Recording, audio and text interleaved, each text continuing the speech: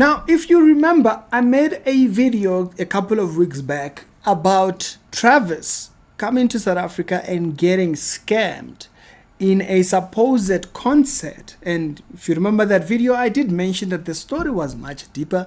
The thing is, sometimes I have a tendency, if a story gets a little bit too complicated for my memory, I tend to just not end up doing the episode. And so today, thought, let's go back there and let me give you the rundown. So you will remember I mentioned that that entire thing was a scam, and the scam was supposed to be much bigger than what it actually turned out to be. The scam was not just for the fans, the scam was not just for Travis, the scam was also for the church. Let me give you a little bit of a brief thingy, and then I'll go into newer parts of the information pertaining this particular scam that was being run. So you'll remember I mentioned Travis was given a message that in his world tour they were going to organize this thing for him, and so all he had to do was show up and run the show. And so Travis comes down to South Africa. He had no transportation prepared for him. So Mandem's was almost stuck, you could say. Secondly, the hotel that was booked, reservations were made, but the payment was not processed. And I did mention that luckily for Travis, the House of Treasures, pastor and so forth were there, and they were able to assist him at least with transportation. And unfortunately for everybody else that was involved in that show, people were not paid. Backup singers not paid and whatnot. And if the church had not closed down the doors, which people were pissed off about, and we were in line for 1 hour 30 minutes. You heard me right. We were in line for 1 hour and 30 minutes, almost 2 hours, because I arrived at the venue at 3:30. And I was like, okay, it's such a long line. And they're like, yeah, there's only 2 lines. 1 line for general and 1 line for VIP. We were at the Treasures of Ministries house, or House of Treasures Ministries. And honestly, what else can you do if you're waiting in line for almost 2 hours? All you can do is take pictures. Hey, the venue was not opening here because they needed a deposit. If they didn't get that deposit, the pressure that the people had being outside, actually allowed them to get the deposit. And so you'll remember I mentioned all of that to say the way this entire scam is framed, had they given into the pressure, even that small amount, they didn't get the full amount, even that small amount that they got would have not been paid. So you will remember that video. And so I wanted to talk about other aspects of this scam. And other aspects of the scam, it's not necessarily this particular event. And it's not particularly this particular scam. It's about the people involved in it. Wanted, I said. They have run other schemes. As a matter of fact, Randall made a video speaking about a scam that the other lady was involved in. Messi and so forth was involved with this particular new one and whatnots and all that kind of jazz. But there was a previous scam that they ran that fetched multi-millions internationally to a point where they were actually wanted in Nigeria. And unfortunately, when she went to Nigeria, she went there with other people. Guys, it's not a joke. Those people that she went with, some are still stuck in Nigeria.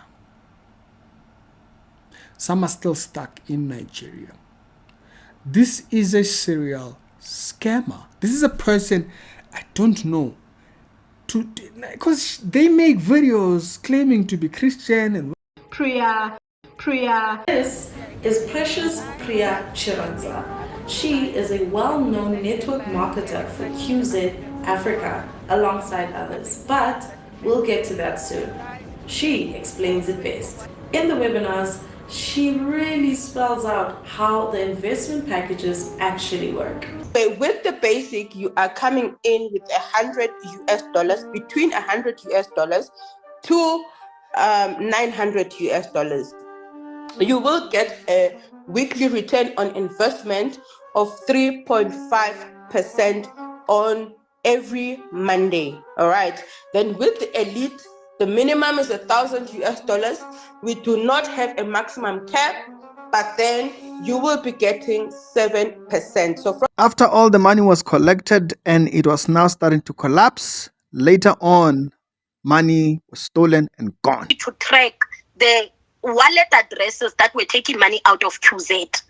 It was 5 wallet addresses that were tracked, and money is sitting in those wallet addresses. So on Saturday, we sent out a signal that everyone must report those wallet addresses. And lucky enough for us, I think at this point, Binance was able to flagship those wallet addresses, and the money was hanged into those wallet addresses.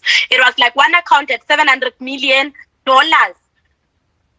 which is like 13 billion rands. But not some people are really, their conscience is questionable. The investigating officer involved in that case actually ran away with the mandamus. Allegedly, according to the information that I found. There's entire articles concerning this particular thing. You can go and read about it. Sahara reporters made some of this post and stuff like that. So I just wanted people to really understand the scheme that happened at House of Treasures. I guess they were trying a new route of scheming, which was going to be targeted towards musicians and churches. And they did this one to House of Treasures. So I'm making this as a series based. I made the first episode. I thought, let me give it a little bit of room and then bring up the second episode so that people are aware. Churches around are aware. Whoever they are working with outside the country and so forth, in order for them to do this, these people are marketers, and so they know how to get themselves around the thingy. And so when you do your further investigation, what you'll find is that she was involved in another scam, and that particular Z or something like that. That scam ran and drained people's accounts. It all starts by you receiving a WhatsApp message about an opportunity of a lifetime that you cannot miss. From here, you watch webinar every Wednesday and every Friday. after webinar. Before I call on our Queen leader Pria, I'd just like to share a brief testimony. A lot of people lost millions in that thing. But when they went to Nigeria to run whatever scheme they got involved with in Nigeria, the result of what happened is when they got to Nigeria, whoever was there looking at the thing, and I don't know why the Nigerian government is all silent about this, because maybe they are, I don't know, they are ashamed that one of theirs just gave in to the scam. Because looks like when they saw the bank account of the lady, whoever the police officer was, he gave in and said, eh, and he allowed her to go, unfortunately trapping the others. The others are not trapped in Nigeria because they were involved. The investigators clearly saw that the full trail actually led towards her, because there was an account, allegedly, that was linked directly to her to a collapsed scam that they could track. And so they could see, okay, these people are not involved. She clearly is the one who is involved in this entire scheme. And so as a result, those who are there, they've been there for over a year plus. I think for the first 6 months, they were actually held by the police. And so right now they're still stuck there because there is a case that she is supposed to be answering to. Should people see these two ladies, should raise questions. People should raise questions. Why? Because it is concerning when a person now scams at this level. That's scary stuff.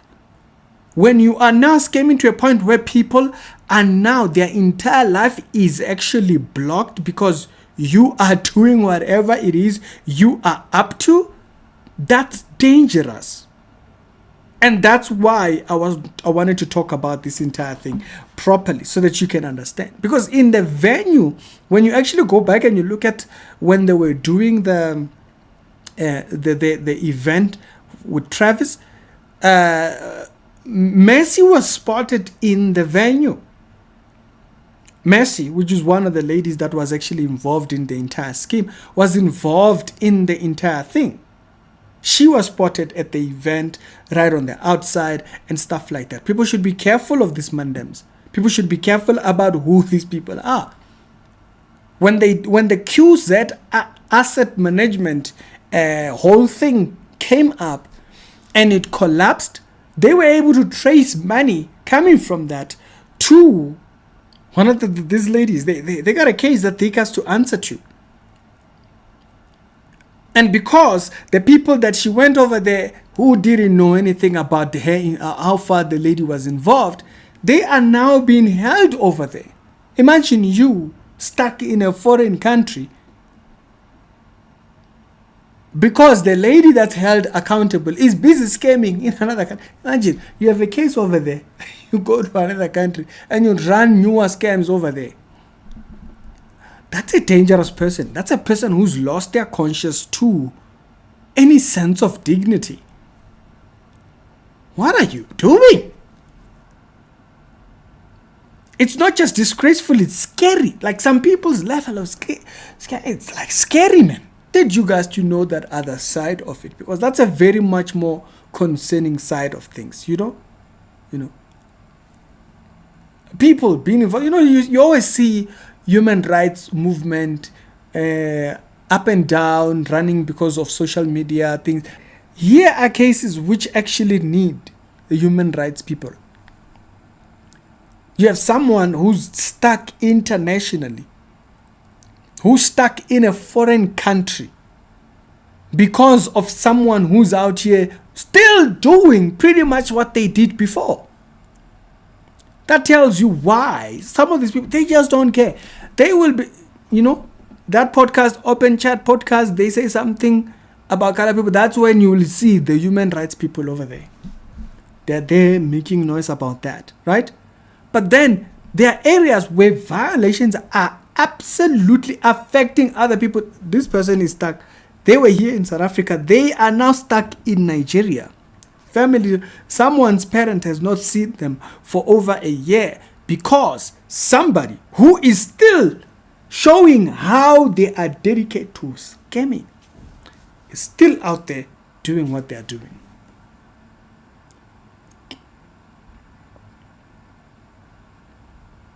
Where are those human rights organizations?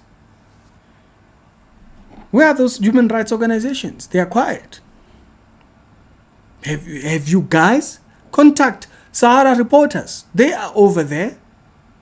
There are people that are always up and down with human rights issues and all those kind of things. Those are ladies who are stuck in another country. The person is here, still conducting without remorse. Where are they when you need them? Mr. Actuality Show, do daily Christian commentary videos. Other episodes will be down in the pinned comments. You can only hope that something would come off of the episodes will be down in the pinned comments, and y'all tell me your thoughts down in the comment section. I'll see you later.